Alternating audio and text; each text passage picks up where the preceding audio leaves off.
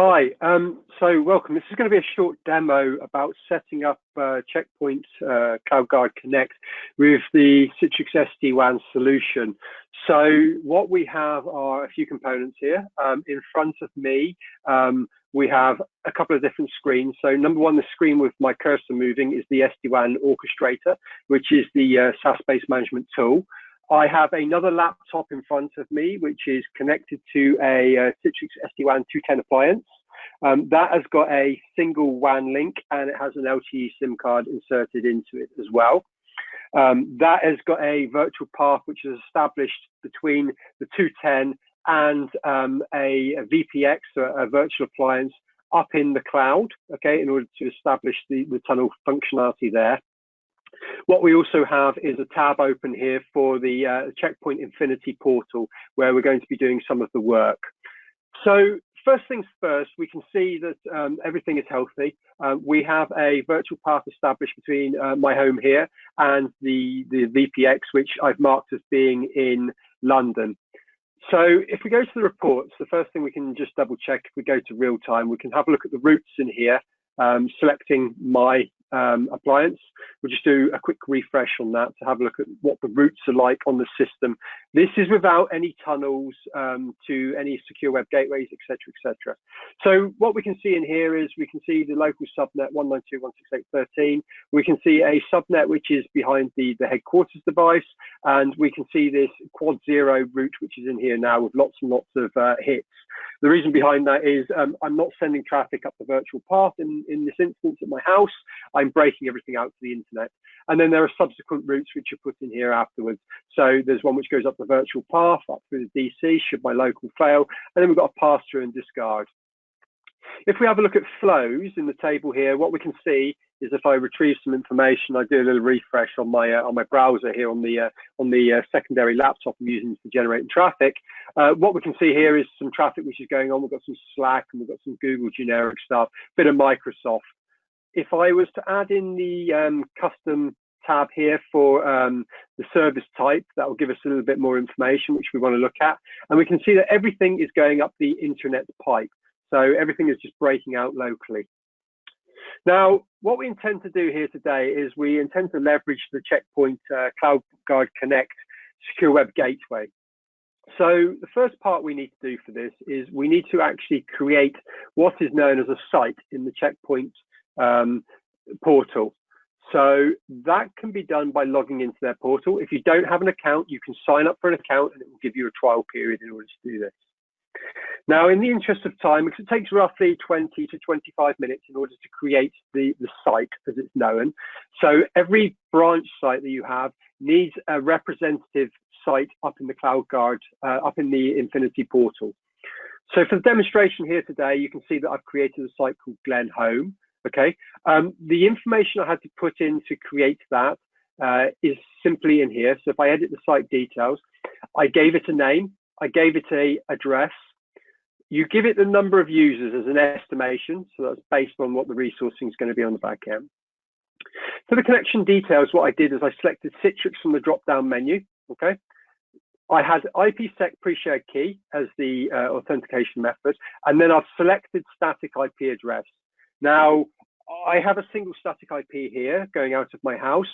If, for instance, you were using two WAN links on the appliance, you would simply click add another IP address and you would add that into the mix. The shared secret is auto-generated for you, and we're going to be using that later on, okay? And then the internal subnets. Now, in Citrix speak for the SD-WAN, that's what we call the protected network. So essentially, this is the network which I have, as you saw in the flows, behind my 210 appliance. So the laptop I have in front of me for testing, for running traffic, is on the 192.168.13.2 is its IP address. Once you've done that, you click apply, and it will generate this site for you. Once it's generated the site, what we can do is view the instructions. Now, as it stands today, we do not have a Citrix option in here in the drop-down list. That will be coming soon. But what we use is the generic router SD-WAN. It gives us some parameters in here of what we use for creating the IPsec encryption profile, and then more importantly, what we use as a destination for the tunnels, for creating the tunnels. So let's just quickly jump back over to the SD-WAN Orchestrator. So here's our 192.168.13.2, as I mentioned, okay? Now, the first thing we want to do is go into delivery services. And under delivery services, we have IP encryption profiles. Now, I've manually created this, but engineering in the future will have a default profile in there. So this matches up with what you saw up in the portal here. So you can see, for instance, we've got 1400 MTU, IKA v2, AES 256, Diffie-Hellman Group 2, etc., etc. What I did is I put all of that information into here. Now, what the CheckPoint Infinity portal provides you for information is they provide you with FQDN, okay, which isn't something which we support today in our product, but we should do in the future. So for now, what I'm using is disabled. If you do not have that set to disabled, then it will fail on the IKE.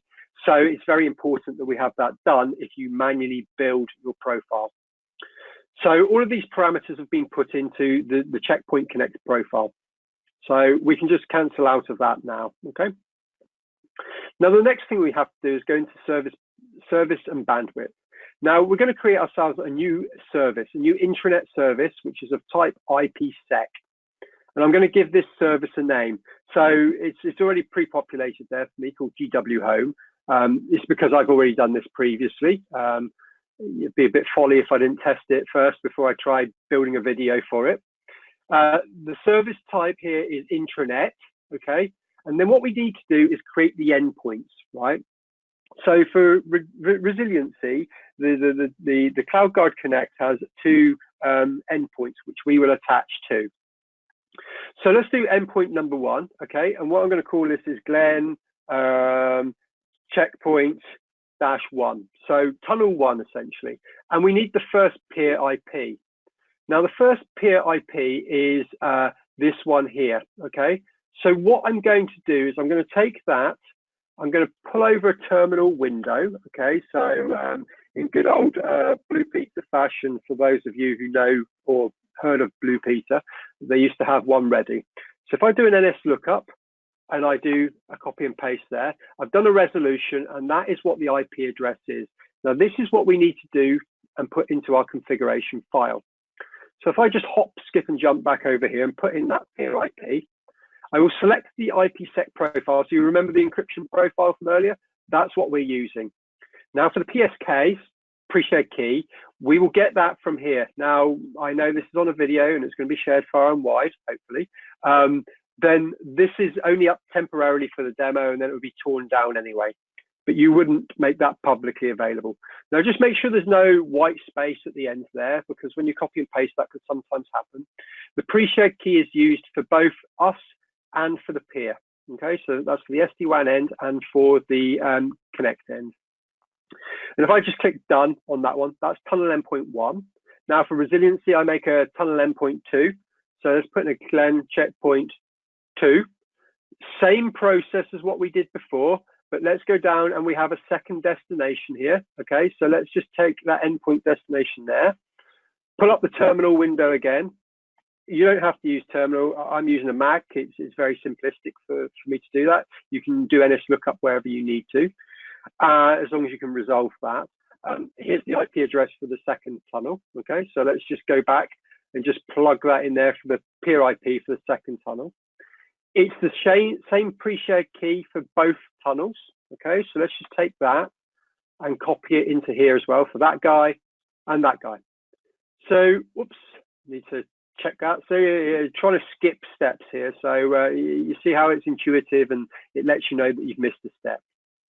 Now we have our two endpoints in here. The next thing which I need to do is do an endpoint mapping. So what endpoint mapping means is what we have from our endpoint, our SD-WAN, you know, what we're going to map it to the tunnel endpoint, which is the checkpoint end. So first things first, I'm going to pick that tunnel. I'm going to do a binding, which means I'm going to bind the site. Now, all the sites you have available are going to be in the drop down. For the demo, I'm having my site. And then remember I said about protected networks? Let's just put in there 192.168.13.0. Okay, so I only have a single protected network. You could have multiple, okay? And the destination is any, okay? So we just click done and done on that, okay? We'll do another checkpoint, another binding. Notice how the first one's already been used, so we've got the second one. And we'll do a binding here again for my home site and add the protected network, 192.168.13.0/24. Notice how I'm using a full subnet. You could use the specific IP should you wish to be a little bit surgical and contain that a little bit. So let's put that in there for the 2 mappings, and let's save that guy. Now, that is most of what's done, what's required, sorry. Now, we have 2 ways of approaching this. We can either add in a percentage of bandwidth here, or we can do it link local, okay, which means link local, we do it at the site-by-site basis on a WAN-by-WAN link basis. Now, for the interest and purposes of this demo, I've got a single link, which I want to use. I don't want to use my LTE link for the tunnel. It's my own personal reasons why I'm doing that, but there's many, many different ways of doing this. So if I just save this guy now, okay, just double belts and braces, as they say, and then I will go to my site, Glenn Williams. On my WAN links, I want to use this particular link here. Now we can see we've got internet and virtual path already on there. So this is how I was doing that direct internet access breakout previously, saw in the flows. I'm going to add a service, and that service I want to add is GW Home. So if you remember when we created the delivery service, right, we created GW Home. And what we'll do is we're going to save that. So notice how it reportioned out of the traffic. So virtual path has gone down to 1%. That's perfectly fine for me and my user case, right, which I'm doing for this demonstration. You may wish to go in and change that based on the user requirements. Then I'll just click done. I'm going to save that chap, okay? So that is everything which we need to do from the configuration standpoint for the CheckPoint Connect tunnel. Now, what this is going to do is it will create a default route, which is going to be up through the tunnel. Now, one thing we're going to see here is it says waiting for traffic, okay? So it's actually waiting for that tunnel to be established. So let's go right ahead now. We'll do some last minute checks, okay? So encryption profile, remember, that is going to be made in the future as it'll be available, okay? But I created this. So those are the parameters which are required as based on what you will find in here in the view instructions, okay? Once you've done that, you'll go in and create the particular service you want. Now, I called mine GW Home. You can call it what you wish, okay? We created 2 endpoints as per the configuration file. And then what I did is I mapped those 2 endpoints to the site which I'm using, which is my home site. Obviously, you'll have more sites based on your customer's requirements. Now, let's just go and do a deploy, right? So let's just cancel that out a moment, stage it, okay? So you can see I'm using 11.2.1, but you know it's an IPsec tunnel at the end of the day. There's no API integration or anything like that thus far. So the release you use isn't constrained, right? So you don't have to be on the latest and greatest to do this. So we've staged the configuration and now we're doing activation on that.